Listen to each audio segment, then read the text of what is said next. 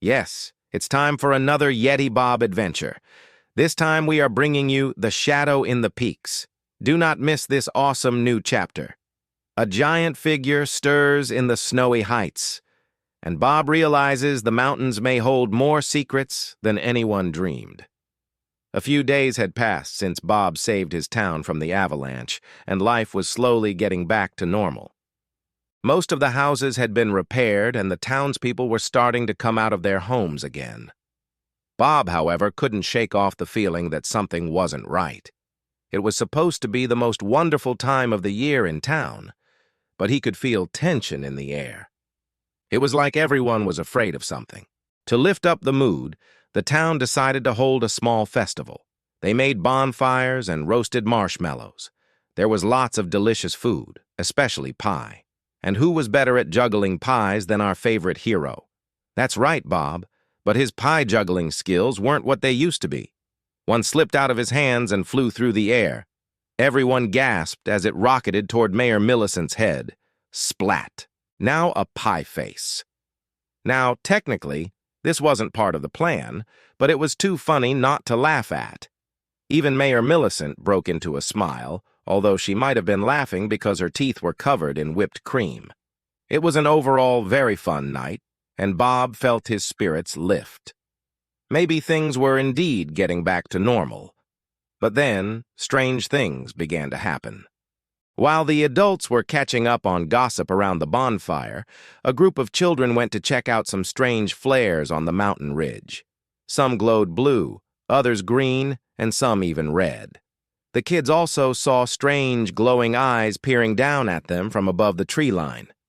Then, just as quickly as they appeared, they disappeared. As the night wore on, more and more lights appeared until the entire mountain ridge was nothing but a chaotic display of colors. Bob knew he had to investigate. He told the townspeople he was going to check out the mysterious lights, while the others stayed behind to keep the party going. The woods were silent as Bob climbed higher and higher. The playful hoots and chirps of owls had been replaced by a heavy quiet. Even the wind seemed to hold its breath. When he finally reached the ridge, he was shocked by what he saw. There, in the flickering light, he saw a massive dark silhouette. At first he thought it was a bear, but it was far too big. Its shoulders were hunched like a turtle, its head pulled deep into its shell. It looked like a gigantic cryptid carved out of ice and stone, a mountain guardian. Bob took a few steps forward. He wanted to get closer, but as soon as he did, the creature moved. It turned its head slowly, as if to face him. But then, just as quickly, it turned back and let out a deep sigh.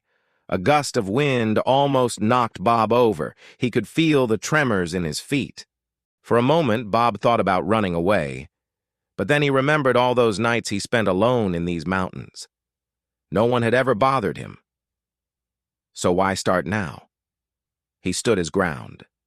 The guardian watched him silently, and Bob tried to calm himself. What should he say? Would the creature attack him, or would it run away? Bob wasn't sure. He waited patiently for a response. After a long silence, the creature sighed again and slowly began to fade away. It dissolved into a swirling mist and vanished into thin air, taking the colorful lights with it. Bob noticed the rocks around him were shaking. He looked down and saw deep cracks spreading across the ground. The guardian's last sigh had created small avalanches. Bob felt the wind on his face once more and heard the familiar hoot of an owl. All around him, the sounds of the forest slowly returned. As the sun began to rise, painting the sky in hues of pink and orange, Bob found something strange in the snow. Half buried and covered in ice was a large stone tablet. It had been here all along, hidden in plain sight. But now he could see markings carved into the stone. Bob knelt down and brushed the snow off the carvings. The sight before him made his heart skip a beat. On the tablet were two groups of figures carved in detail, Yetis and humans, standing side by side. Were these the same humans who had carved the ancient symbols Bob had seen inside the Yeti cave? What did it all mean? Was there a connection between the mountain guardian, the strange lights, and the ancient carving?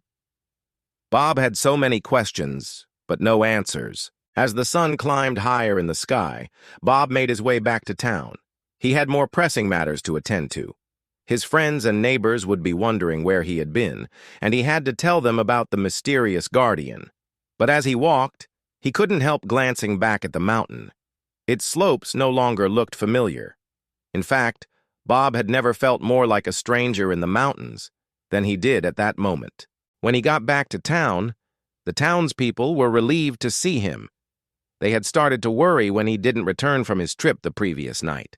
Bob told them about the strange lights and the huge ice and rock monster. Of course, they didn't believe him.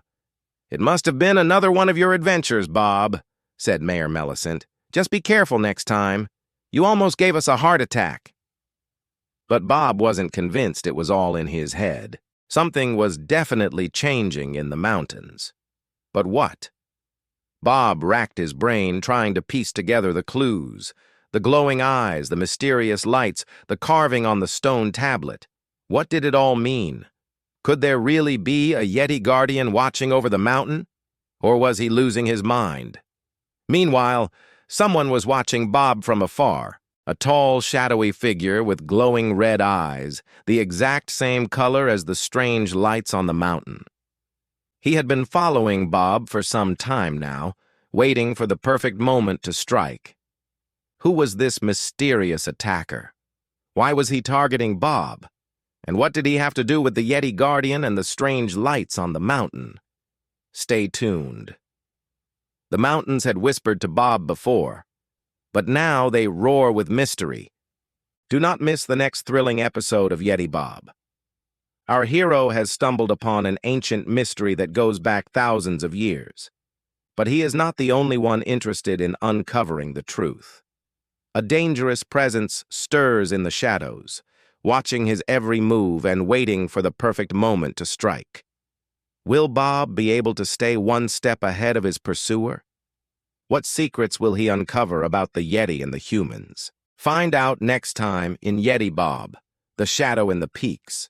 And remember, the hunter is not the only shadow on the move. See you next time. Please subscribe for more exciting adventures.